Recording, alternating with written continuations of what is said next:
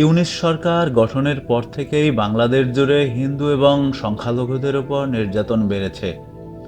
এই অত্যাচারের প্রতিবাদ জানিয়ে করা সমাবেশগুলোতে হিন্দু এবং সংখ্যালঘুদের অধিকার নিশ্চিত করার দাবি জানিয়ে সোচ্চার হয়ে ওঠেন চিন্ময় কৃষ্ণ প্রভু। খুব অল্প সময়ের মধ্যে বাংলাদেশের হিন্দুদের নেতা হয়ে ওঠেন তিনি। সেই সমাবেশগুলোতে প্রচুর মানুষ যোগদান করতেন এবং তারা আসতেন মূলত চিন্ময় কৃষ্ণের বক্তব্য শুনতে। এটাই সেখানে অন্তর্বর্তীকালীন সরকারের হৃদয়ে ভয় ধরিয়েছিল। আর এই কারণেই রাষ্ট্রদ্রোহিতার মিথ্যা মামলায় এবং চক্রান্ত করে তাকে গ্রেপ্তার করা হয়েছে বলে অভিযোগ।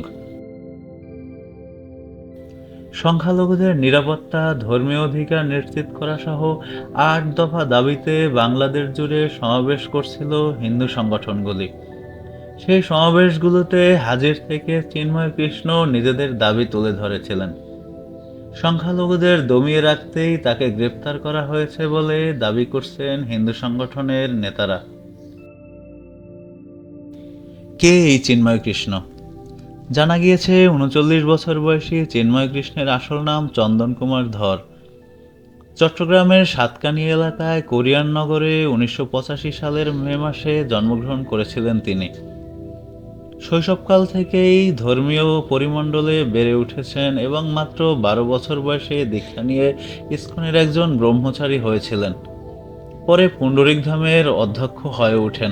তাকেই বাংলাদেশ সম্মিলিত সনাতন জোটের মুখপাত্র করা হয়। সেখানকার হিন্দু সংগঠনের নেতারা জানান, হিন্দুদের উপর অত্যাচার করে যখন তাদের চুপ করে দেওয়া হচ্ছিল তখনই সোচ্চার হন চিন্ময় কৃষ্ণ। তাকেও চুপ করিয়ে দেওয়ার চেষ্টা করা হয় এবং এ কারণেই তিনি টার্গেটে পরিণত হয়েছেন।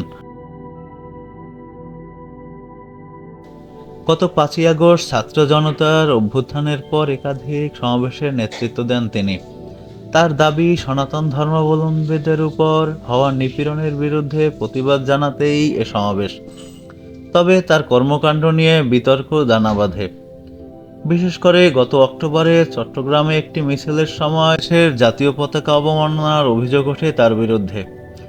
জাতীয় পতাকার অবমাননার ঘটনায় তার বিরুদ্ধে মামলাও করা হয়, যে মামলায় বর্তমানে তিনি কারাবন্দী রয়েছেন। তবে তার সমর্থকদের দাবি, তাকে গ্রেপ্তারের বিষয়টি রাজনৈতিক উদ্দেশ্য প্রণোদিত।